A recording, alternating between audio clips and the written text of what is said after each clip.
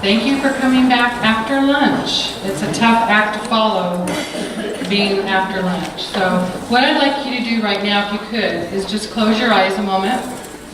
Everyone close your eyes, please. No peeking, just keep your eyes closed for a moment.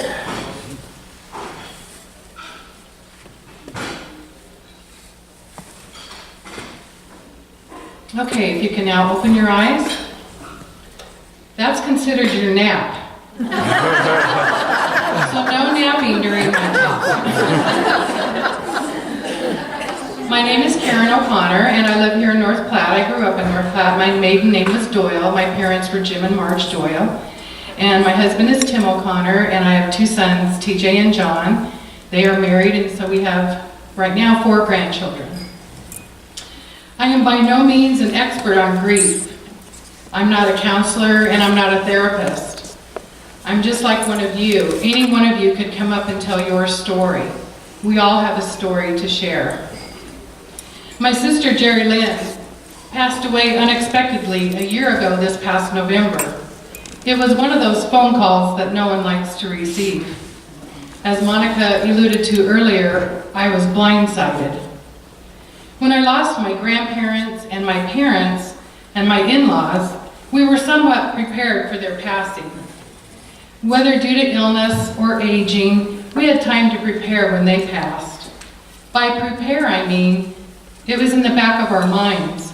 Our parents had illnesses, and our grandparents were quite elderly. There are 5 of us siblings, with my sister Jerry Lynn being number 4 of 5.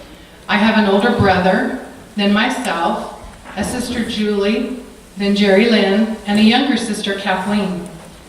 So of course, I thought we would all grow very old together, and perhaps when we passed, it might be in order. But that's not how life went. Life just doesn't work that way. If you look around this room, we are each very unique, and yet we are all exactly the same. With respect to being the same, we have all dealt with grief and loss. We have lost loved ones, yet the way that we are each unique is that we have all dealt with our grief in our own unique way. What I have learned about grief in all aspects, whether it be death, loss of a job, loss of a pet, loss of a dream, or a marriage, or a divorce, whatever the loss is, that there is only one rule. And that rule is, there are no rules. Each of us is unique in how we grieve. We cannot compare. Depending on the loss, of course, everyone has their own way of moving forward. I've seen people lose a job and not be able to find another one because they can't let go of what they lost and move forward. I've seen folks be devastated by a divorce and are never the same. Others have divorced and are right back into the dating game. I have seen friends who have lost a spouse by a death and never get over it, and they seem to get stuck in their grief.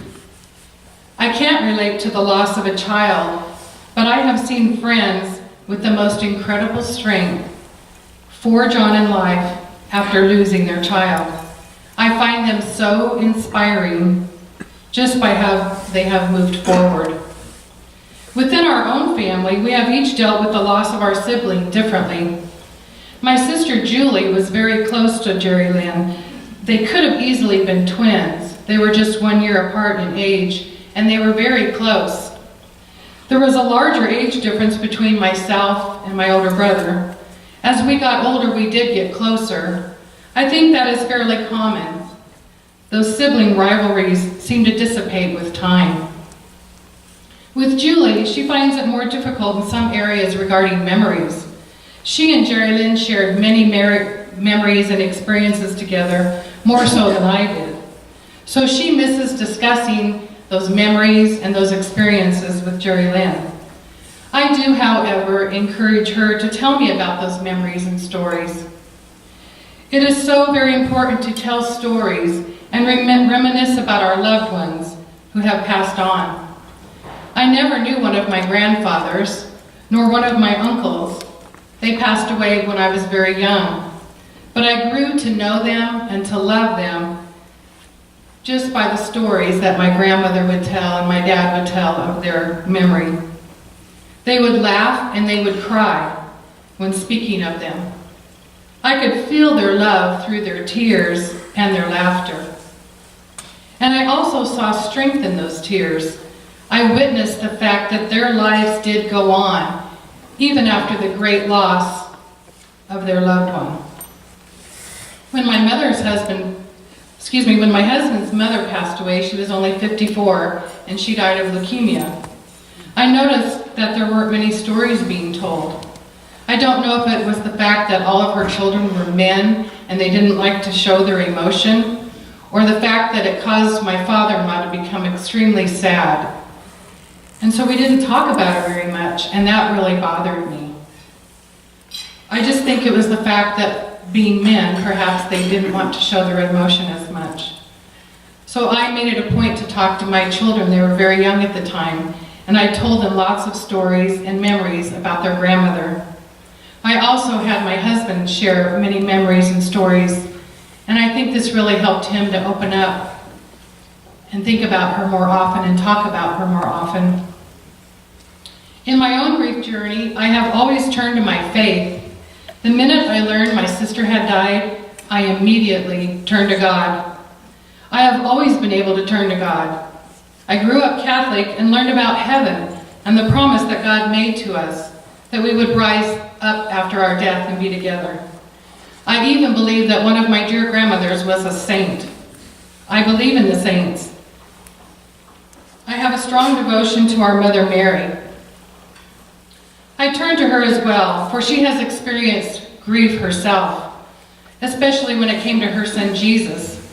She actually lost him twice, the first time when he was crucified, and the second time when he ascended into heaven, and she was no longer going to be able to spend time with him on earth.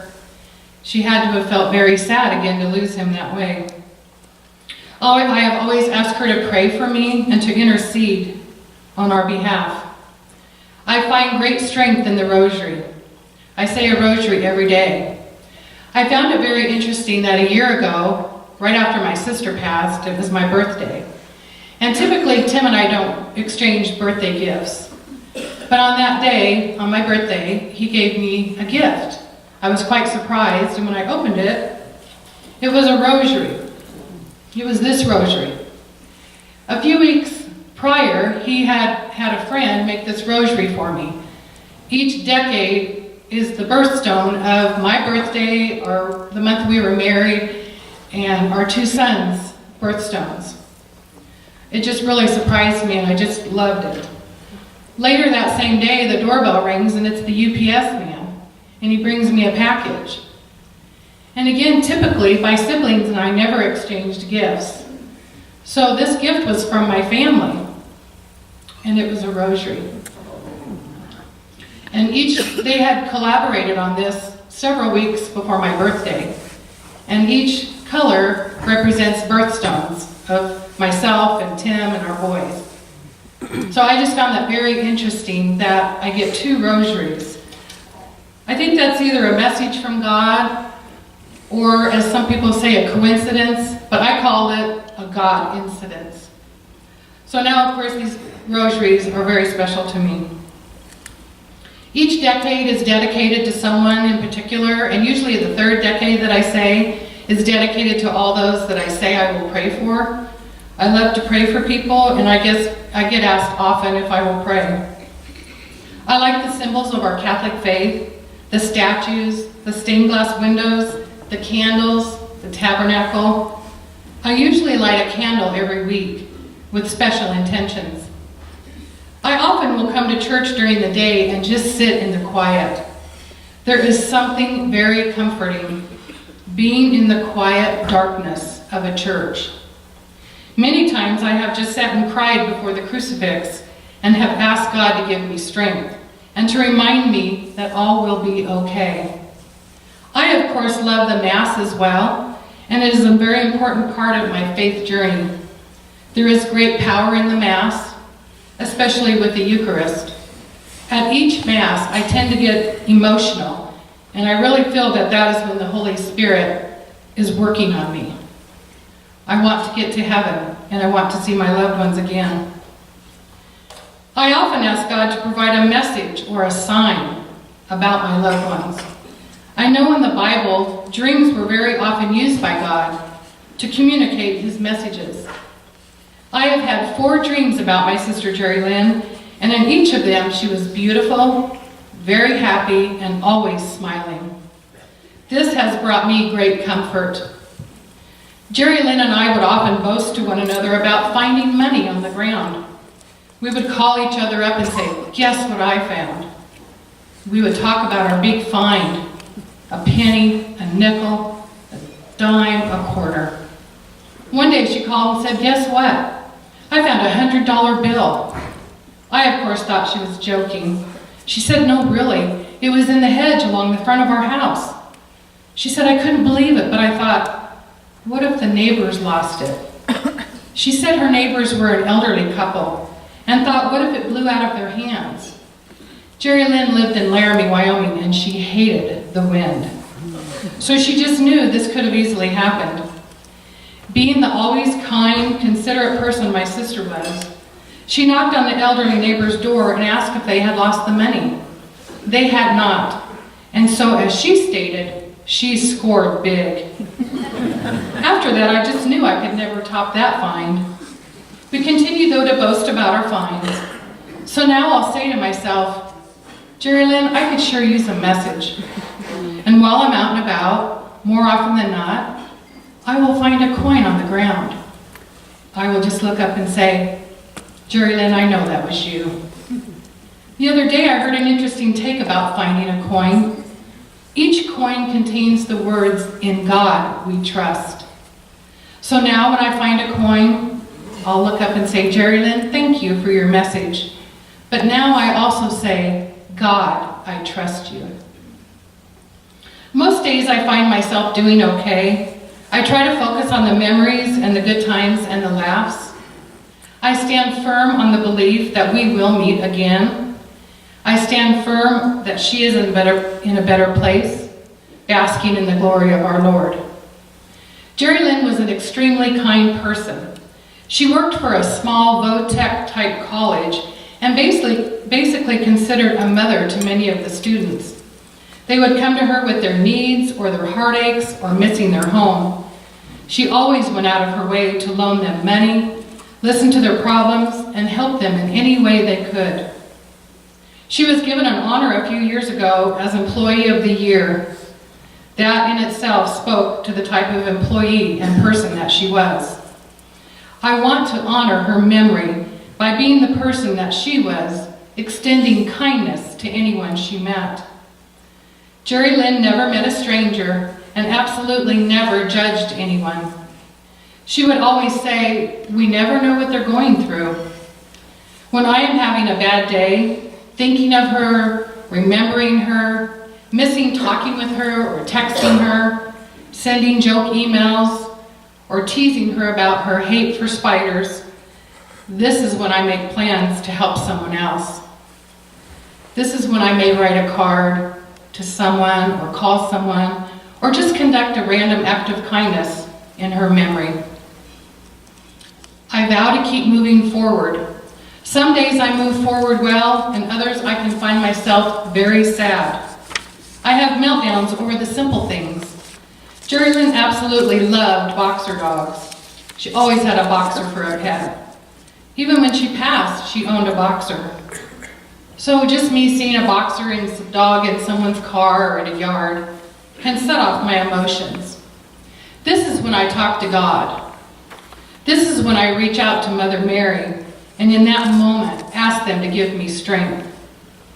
I have a journal where I write down my thoughts and feelings. I will write down memories or thoughts. I love quotes and various sayings. In my journal, I will write down my prayers, thoughts, and feelings. I have found this to be very helpful, especially when I go back and read what I have written from a few months ago, last year. I can see where I have grown and where I have found strength. The strength I find is always in my prayers and my conversations with God. I love nature and the beauty of our world. I will see my sister in the sunrises and in the sunsets, in the stages of the moon and in the beauty of the seasons. We have lived in our home for over 32 years, and this past summer was the first time I had ever seen a cardinal in our neighborhood. This cardinal was loud. He would sing early in the morning and early in the evening. Whenever I heard the cardinal, I would say, "Hello, Jerry Lynn." I even saw this cardinal walking along the neighbor's fence. Right at that moment, I'm looking out my kitchen window, and there's the cardinal, and he stops, and he actually sat there for a few moments. I felt like that was a sign. I felt like that was my sister. The cardinal stayed all summer long and then left. So I hope he shows up again this spring. I again want to emphasize that each of us lives with our grief differently. I look around and I see so many people carrying on, forging on with life. I see them smiling and feeling happy and feeling joy. Sometimes I see people struggling and taking longer to move ahead. And all of that is okay. Again, there are no rules.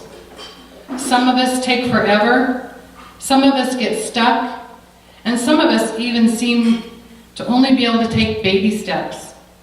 We crawl, and then we run into moving forward. In the initial days of grief, after my sister passed, I felt that the sadness would never go away. And it really doesn't go away. It just doesn't come up as often or as intense. I think and remember my sister every single day. I do because I remember her and I pray for her every day. I ask God to reveal to me that she is with him. I ask him to give me signs and dreams. I told my brother-in-law Steve, Jerry Lynn's husband, that I experienced grief in the likeness of the waves on a beach. Initially, when my sister died, the waves were literally crashing in on me. They were knocking me down, pulling me out to sea, and making me feel disoriented. I have found with time and lots of prayer that the waves still come, but I feel much more prepared for them, and they come with less intensity. That doesn't mean to minimize my loss, but I feel I've been more prepared to deal with the oncoming waves. I can sense the waves coming, so I prepare for them. I may put on a life preserver to help me with the wave in case it looks like a big one. In my case, my life preserver is my God and my faith. Basically, I wear my life preserver at all times because the waves can come at any time, no matter how long it has been since my loss. Last year, of course, I didn't feel up to Christmas at all. I didn't do one single thing for Christmas. I just figured out I don't have it in me and I'm not going to decorate. I didn't do one thing. So this year came around and I thought kind of the same thing. I just wasn't feeling it. I didn't plan on doing anything, and then I stopped and thought, I loved Christmas, especially having the Christmas tree lights on at night with all the rest of the home lights off and just looking at the Christmas tree. And I thought, come on, Karen, you've got to do a little something. So I just got out a little 4-foot tree and put some lights on it and got out one of my favorite nativities and put it on a small table. And that was the extent of my decorating. But it was a small baby step. So I think, to me, the key is to keep moving forward and to do it in your own way and in your own time, but to keep moving forward. God will answer our prayers, but God is waiting for us to also take and make a move, to do something. There's a story of a couple little sisters that walked to school every day, and it seemed like more often than not they were late to school.